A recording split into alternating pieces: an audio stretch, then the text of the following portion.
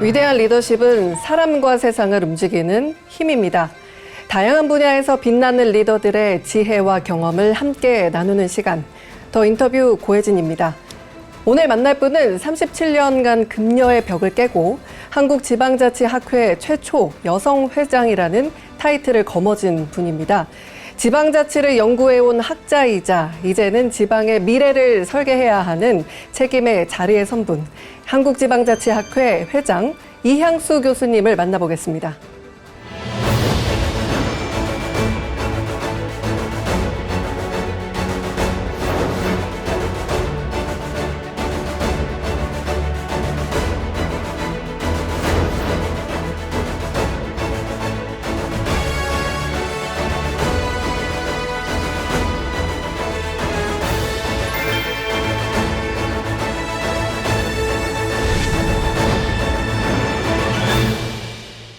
네, 교수님 어서 오십시오.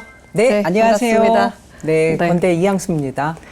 네, 제가 말씀으로만 많이 들었다가 오늘 이렇게 실물로 뵈니까 예. 좀 감격스럽습니다. 아유, 저도 너무 반갑습니다. 일단은 한국지방자치학회 지금 30대 회장으로 취임을 하셨고 맞습니다. 축하를 정말 많이 받고 계실 것 같습니다. 네, 어떠세요?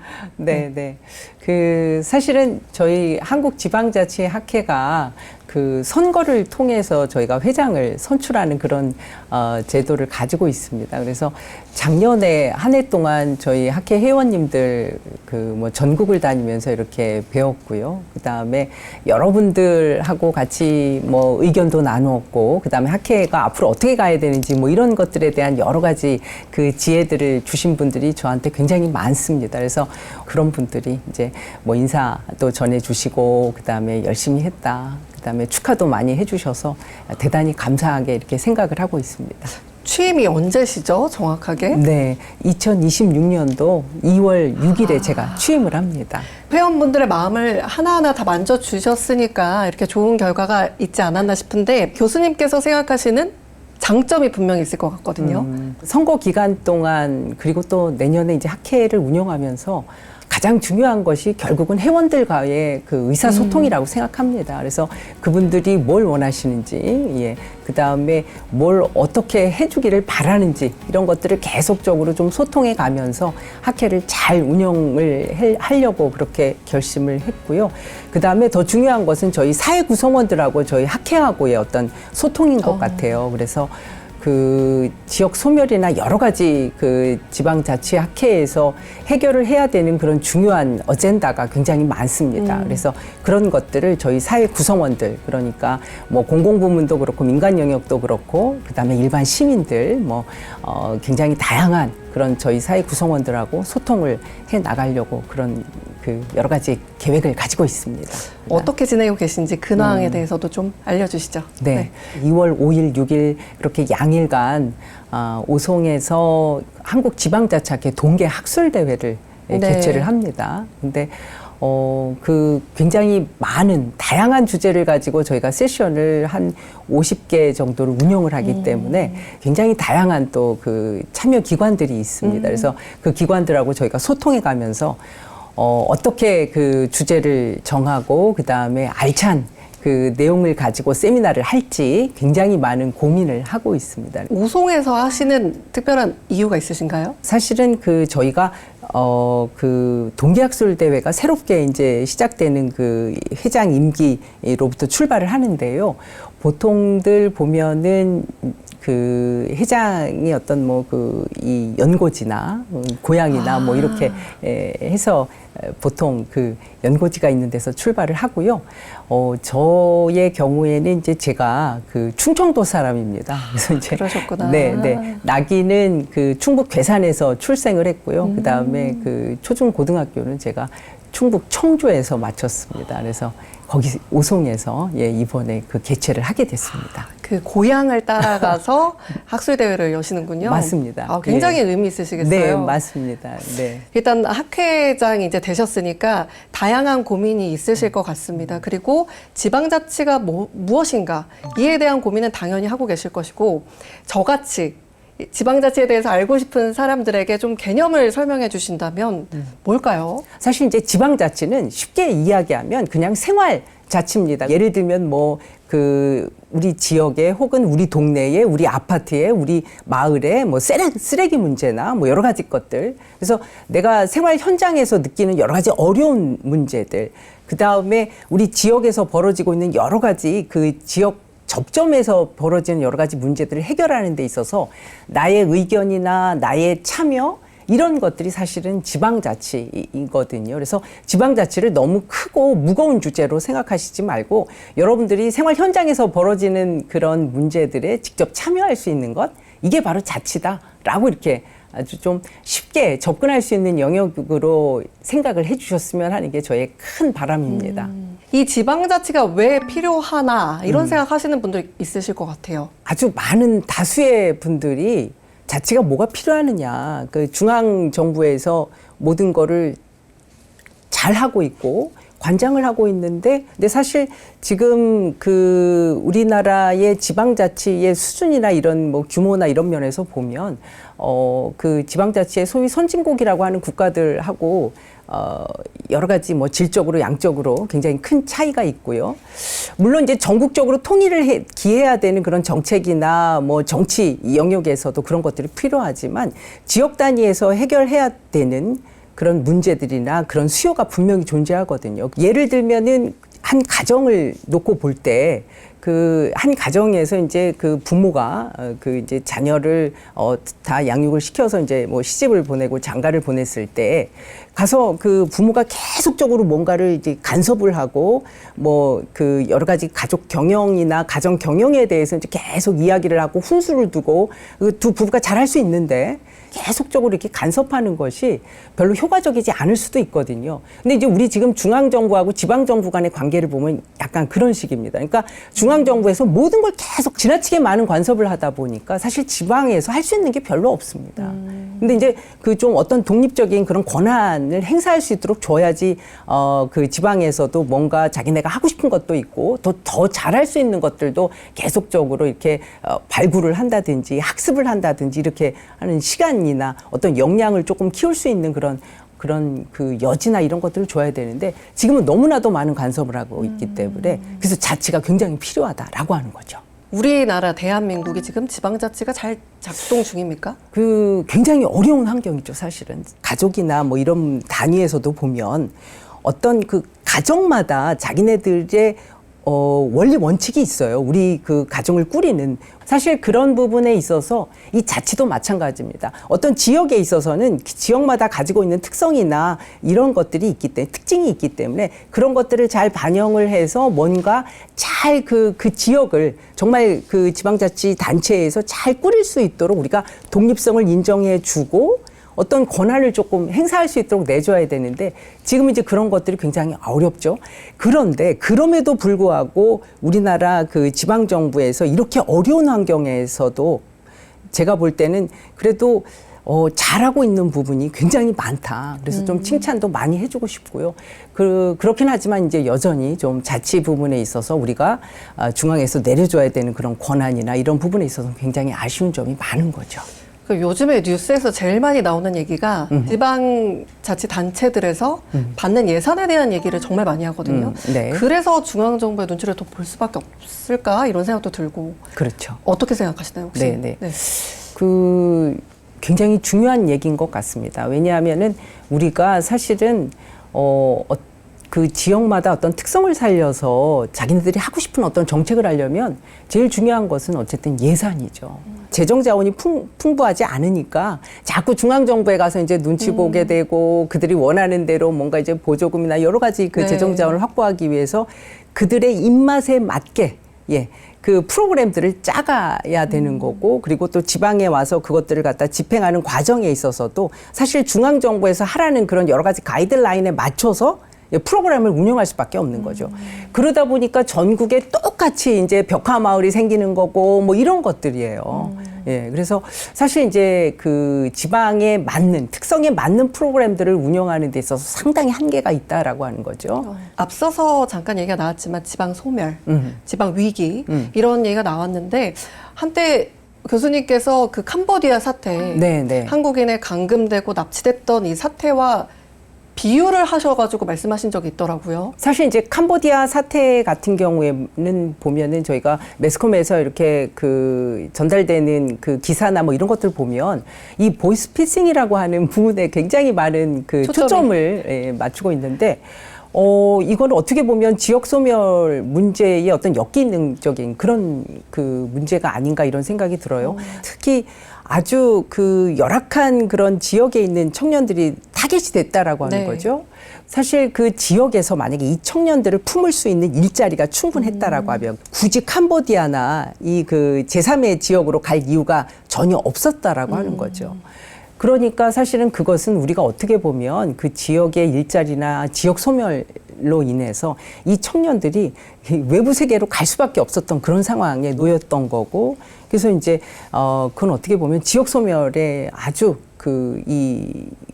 또 다른 그런 그 문제들을 우리가 이 캄보디아 사태에서 우리가 보지 않았나 이런 생각이 듭니다. 제가 볼 때 지역 소멸을 해결하는 데 있어서 가장 중요한 것은 이번에 이제 캄보디아 사태에서도 봤지만 결국은 일자리입니다. 그러니까 일자리 문제는 또 기업입니다. 그러니까 그 기업을 유치하기 위해서 그 지역에서 어떤 노력을 해야 되는지, 특히 지방정부에서 어떤 역할을 해야 되는지, 어떤 노력을 해야 되는지, 그래서 그런 것들이 굉장히 중요하다라고 할 수가 있고요. 미국이나 여타 선진국에서 보면 그 각 지역마다 이 기업을 유치하기 위해서 굉장히 경쟁적으로 노력을 합니다. 결국은 도시가 살기 위해서는 기업을 유치해야 되는 거고요. 기업이 와야지 뭐 청년들도 거기 이제 정주를 하고, 청년이 정주를 해야지 애도 낳고, 애를 낳아야지 또 교육 인프라도 생기는 거고, 또 그러면서 또 정주도 하고, 계속적으로 도시가 활성화되기 위해서는 기업의 역할이 굉장히 중요하죠. 그러니까 기업의 중요성과 또 청년이 자리 잡기 위해서는 일자리가 그렇죠. 중요하다 이렇게 말씀해 주셨는데, 아무래도 청년들의 고민을 지금 현재 대학 강단에 계시니까 제일 많이 느끼셨지 않았나. 맞습니다. 이 교수님께서 보시는 이 청년들의 감정, 요즘의 MZ 청년들 어떤가요? 굉장히 그 불안함을 느끼는 것 같아요. 제가 대학을 다니던 때는 이제 80년대 후반이었는데요. 그때는 4년제 대학만 졸업하면 뭐 그 직장을 잡는데 별로 큰 어려움이 없어서 지금 생각하면 정말 낭만주의 시대에 제가 대학을 다닌 거죠. 근데 지금 학생들은 예전하고 비교를 해보면 대단히 많은 스펙을 가지고 있어도 네. 예, 좋은 직장을 가지기가 상당히 어렵고, 그 다음에 지역에 있는 많은 대학에 있는 학생들이 다 그 졸업과 동시에 그 서울을 포함한 경기도 지역으로 옮기려고 합니다. 그러니까 그만큼 이제 지역이 가지고 있는 여러 가지 그 일자리 그 인프라 문제라든지 뭐 문화라든지 여러 가지 면에서 굉장히 그 청년 세대들을 품어주지 못하고 있는 거죠.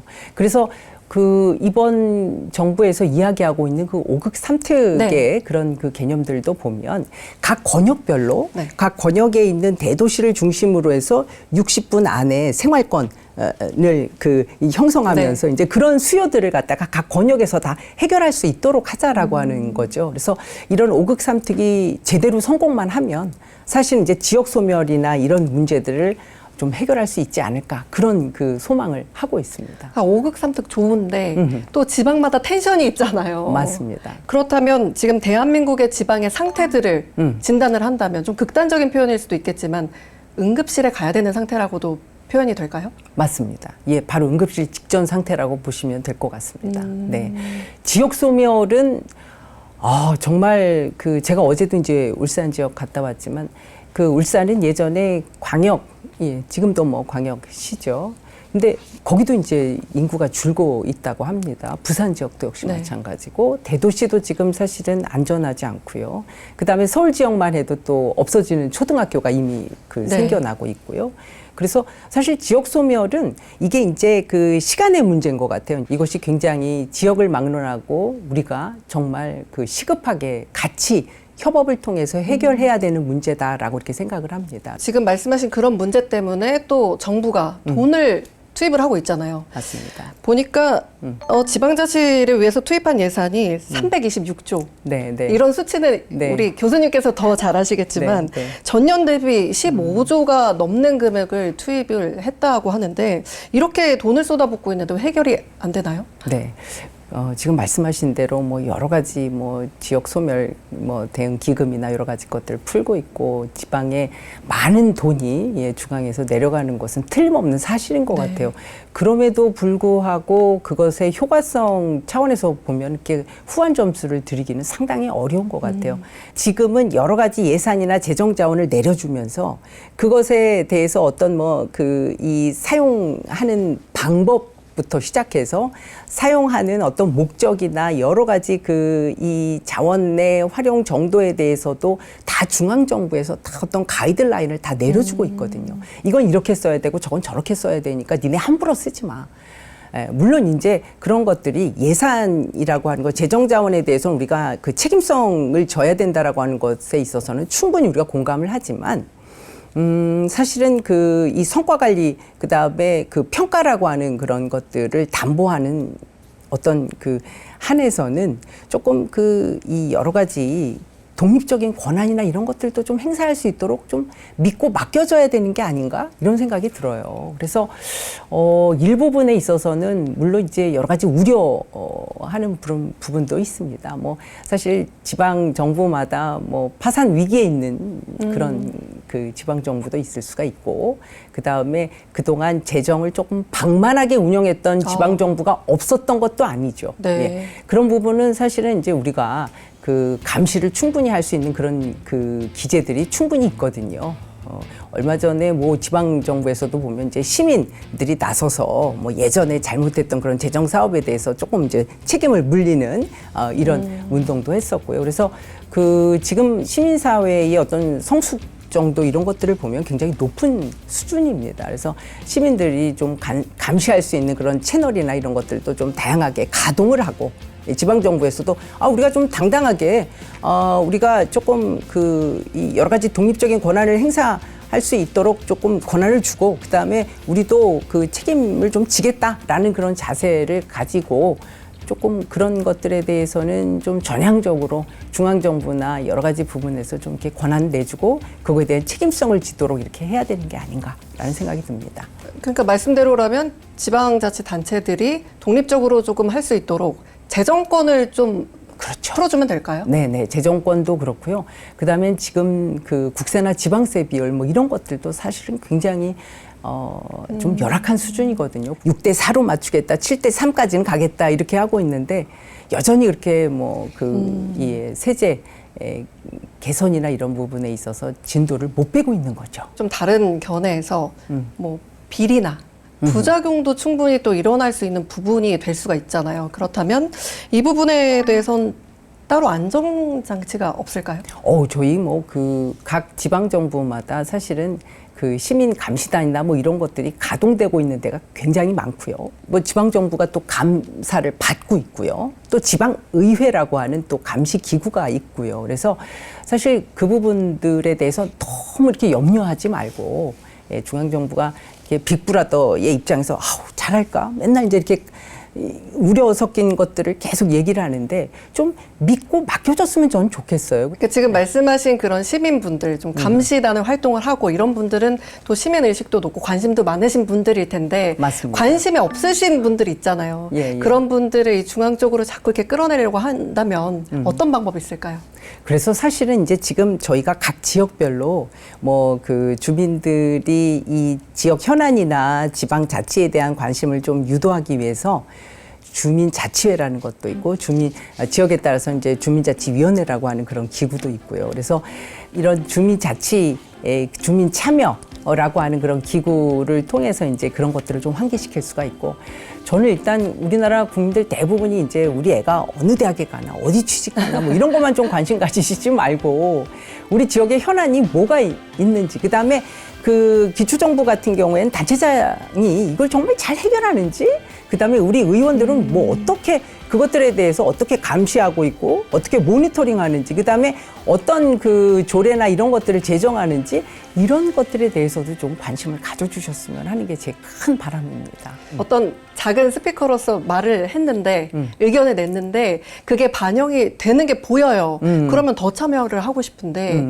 그런 게 완전히 철저히 무시당하는 느낌이면 다시는 그렇게 안 할 것 같거든요. 근데 이렇게 민원 제기를 통해서 뭔가 바뀌었던 사례 사회 뭐 이런 게 있을까요? 지역에서 지방에서 먼저 이 혁신을 하거나 개선을 해서 이것이 이제 중앙으로 이렇게 하고 다른 지역으로 확산된 사례들이 굉장히 많습니다. 예를 들면 이제 지금 저희가 남자 화장실 가면은 그 왜 기저귀 교환대가 있죠. 남자 화장실에도 예. 전 있죠. 모릅니다. 이게 이제 출발이요. 그 송파구청에 그 민원인이 먼저 시작을 한 겁니다. 그 송파구청에 남자 화장실에 이제 그 기저귀 교환대가 먼저 설치가 돼요. 그래서 예, 송파구 구민이 이제 먼저 그 구청에다가 가서 불편합니다. 송파구청에서 시작을 해서 그것이 이제 전국으로 확산된 겁니다. 그러니까 지금 뭐 다양한 사례도 말씀해 주셨지만 일단 여러 가지 시스템이 자리를 잡는데 그 중간 역할을 해주시는 곳이 한국지방자치학회 아닌가 싶은데 맞습니다. 네. 어떻게 이제 활동을 해가실 건지 궁금합니다. 네. 사실 이제 저는 그 학회라고 하는 것은 거대 담론에 있어서의 어떤 플랫폼 역할도 하지만 일반 이 사회 구성원, 그러니까 시민이랄지 혹은 뭐 공공기관 혹은 민간 영역, 예, 저희가 어쨌든 그 지역에 관한 여러 가지 어젠다들, 예, 지역 소멸부터 시작해가지고 뭐 생활자치에 관한 것, 그다음에 지방정부, 기초정부, 광역정부 할 것 없이 뭐 정부 혁신에 관한 것, 최근에는 이제 AI와 관련된 어떤 여러 가지 기초정부의 혁신 서비스, 혁신 사례 이런 것들에 대해서도 저희가 좀 플랫폼 역할을 하고 싶습니다. 그래서 그런 것들을 좀 사회 전반적으로 좀 알리고 그다음에 현안에 대해서 같이 고민하고 예, 일반 시민들 그다음에 저희 그 사회 구성원들하고 같이 고민하는 그런 학회를 만들고 싶습니다. 교수님께서 보시기에 이렇게 여러 가지 정책을 진행을 하실 때 사람 말고도 또 다른 중요한 요소가 있을까요? 사실은 이제 최근에 들어서서, 그 자치 현장에 있어서 가장 우리가 이제 주목하고 있는 것이 바로 이 주민 참여입니다. 주민 참여. 이분들이 어떻게 하면 잘 참여할 수 있게 하느냐. 그 참여 기제가 굉장히 중요한 것 같아요. 그래서 어떤 채널을 통해서 그 일반 시민들, 주민들이 참여할 수 있게 할까? 혹은 어떤 채널을 통해서 우리가 좀 지역에 대해서 관심을 가지게 할까? 이런 그 채널에 대해서 조금 굉장히 중요하게 생각을 하고 있습니다. 그래서 최근에는 그 채널이라고 하는 것이 일반 그 오프라인에서의 어떤 그런 참여나 이런 것들도 중요하지만 이 온라인에서의 어떤 참여도 굉장히 중요하죠. 그래서 그 뭐 각종 SNS나 그다음에 최근에는 이제 그 AI를 활용해서 또 주민 참여나 이런 것들, 일반 시민들의 참여 이런 것들에 대한 고민도 굉장히 많이 하고 있습니다. 물론 지방정부도 그런 부분에 대해서 굉장히 많은 고민을 하고 있고요. 우리가 중앙정부의 그 AI 서비스나 뭐 정부혁신 서비스랑 또 지방정부의 AI를 활용한 뭐 정부혁신 서비스나 이런 것들을 비교해 보면 사실은 질적 수준에 있어서는 그렇게 큰 차이는 없습니다. 결국에는 사람이 제일 중요하다. 그렇죠. 네, 그렇게 맞습니다. 말씀을 해주고 계십니다.